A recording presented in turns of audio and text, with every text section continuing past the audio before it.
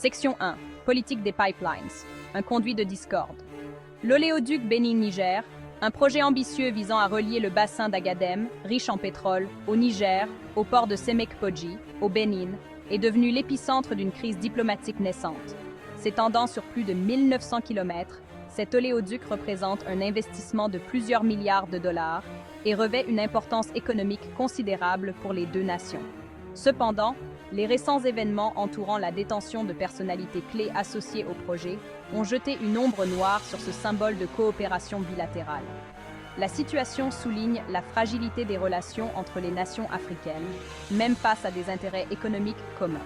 Alors que les tensions s'intensifient, l'avenir du pipeline et même des relations entre le Bénin et le Niger est en jeu. Section 2. Les arrestations. Déclencher une tempête diplomatique. La crise a éclaté avec l'arrestation soudaine et inattendue de plusieurs personnes directement impliquées dans le projet d'oléoduc. Parmi les personnes arrêtées figurent de hauts responsables de la Compagnie pétrolière nationale du Niger, la Société nigérienne du pétrole, ou Sonidep, ainsi que des ressortissants béninois associés à la construction et à la gestion de l'oléoduc.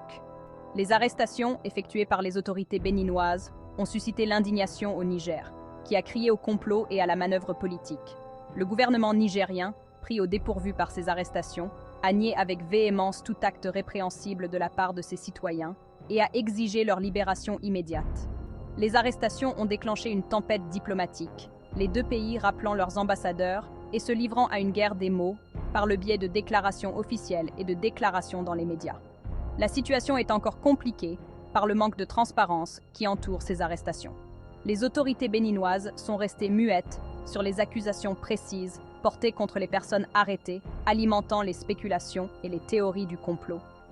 Le manque d'informations claires n'a fait qu'accroître les tensions et la méfiance entre les deux nations.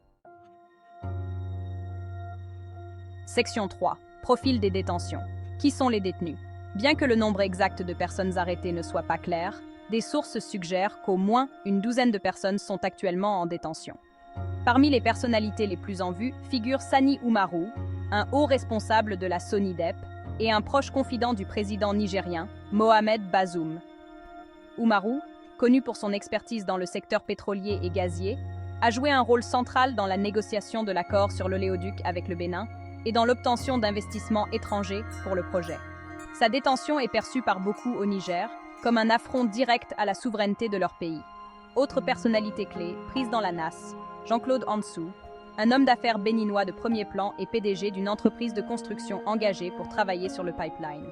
Ansou, connu pour ses liens étroits avec le gouvernement béninois, a été accusé par les autorités nigériennes de corruption et de détournement de fonds, accusations qu'il nie en bloc. L'arrestation de personnalités des deux côtés de la frontière met en évidence le réseau complexe de relations et d'intérêts en jeu dans ce drame qui se déroule sous nos yeux. Section 4. Une histoire de coopération. Le Bénin et le Niger. La querelle diplomatique actuelle contraste fortement avec les relations historiquement cordiales entre le Bénin et le Niger. Les deux pays, qui partagent une frontière longue et poreuse, entretiennent des liens étroits fondés sur les échanges culturels, la coopération économique et les partenariats régionaux en matière de sécurité. La Commission mixte bénino-nigérienne de coopération, créée en 1982, témoigne de leur volonté de promouvoir les relations bilatérales. La Commission a supervisé la collaboration dans divers secteurs, notamment le commerce, l'agriculture, l'éducation et le développement des infrastructures. Les deux pays ont également collaboré étroitement sur des questions de sécurité régionale, notamment dans la lutte contre le terrorisme et la criminalité transnationale dans la région du Sahel. Le Niger, aux prises avec le débordement des violences en provenance du Mali et du Nigeria voisin, a bénéficié du soutien du Bénin en matière de partage de renseignements et d'opérations militaires conjointes. La crise actuelle représente donc un revers important dans les relations historiquement amicales entre ces deux voisins d'Afrique de l'Ouest. Section 5. Les enjeux économiques, le pétrole et le développement régional. L'oléoduc Bénin-Niger, présenté comme un projet révolutionnaire pour les deux pays, promet des avantages économiques considérables une fois achevé. Pour le Niger, pays enclavé disposant de vastes réserves de pétrole, l'oléoduc représente une opportunité longtemps attendue de monétiser ses ressources naturelles et de relancer son économie en difficulté. Le pipeline devrait transporter jusqu'à 90 000 barils de pétrole brut par jour, générant ainsi des recettes indispensables au gouvernement pour investir dans l'éducation, la santé et les infrastructures.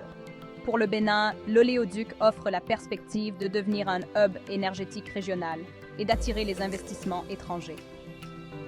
Le port de Sémé-Kapodji, stratégiquement situé sur la côte atlantique, devrait bénéficier de l'augmentation du trafic maritime et du développement des industries connexes.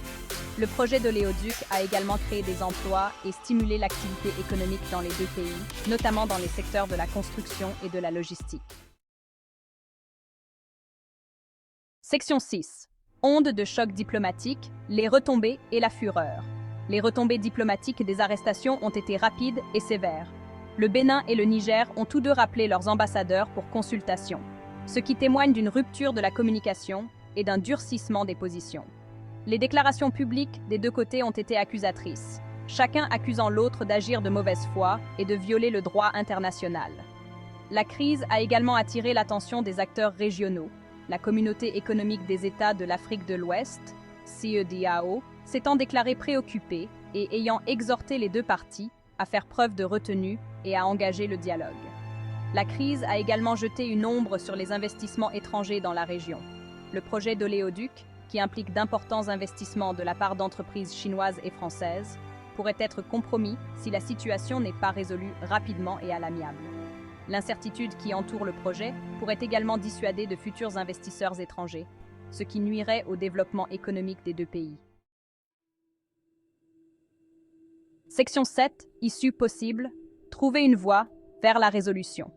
L'impasse actuelle représente un défi diplomatique complexe, sans solution facile. Plusieurs issues sont possibles, chacune ayant ses propres implications pour les relations entre le Bénin et le Niger et la stabilité régionale. L'un des scénarios possibles est un règlement négocié, dans le cadre duquel les deux parties font des concessions et acceptent de libérer les personnes arrêtées. Cela nécessiterait une désescalade verbale, un engagement en faveur du dialogue et une volonté de s'attaquer aux problèmes sous-jacents qui ont conduit à la crise. Une autre possibilité est celle d'une impasse prolongée, aucune des deux parties n'étant disposée à reculer.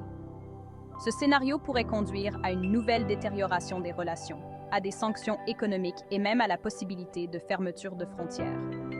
Le pire des scénarios, bien qu'improbable, serait une escalade vers un conflit armé qui serait désastreux pour les deux pays et pour l'ensemble de la région. Section 8. L'importance de la diplomatie. Éviter une crise. La crise actuelle souligne l'importance cruciale de la diplomatie et du dialogue dans la résolution des différends internationaux. Le Bénin et le Niger doivent tous deux donner la priorité à un règlement pacifique par le biais des canaux diplomatiques établis. Cela implique d'engager des négociations de bonne foi, de solliciter la médiation d'organisations régionales comme la CEDEAO et de s'abstenir de toute action susceptible d'aggraver la situation. La communauté internationale a également un rôle à jouer en encourageant un règlement pacifique.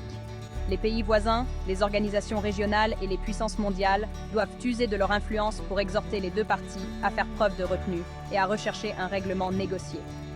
La crise au Bénin et au Niger nous rappelle brutalement que même des différends apparemment mineurs peuvent rapidement dégénérer, avec des conséquences potentiellement dévastatrices. Section 9. L'avenir des relations. Bénin-Niger. L'incertitude plane. La crise diplomatique actuelle jette une ombre noire sur l'avenir des relations entre le Bénin et le Niger.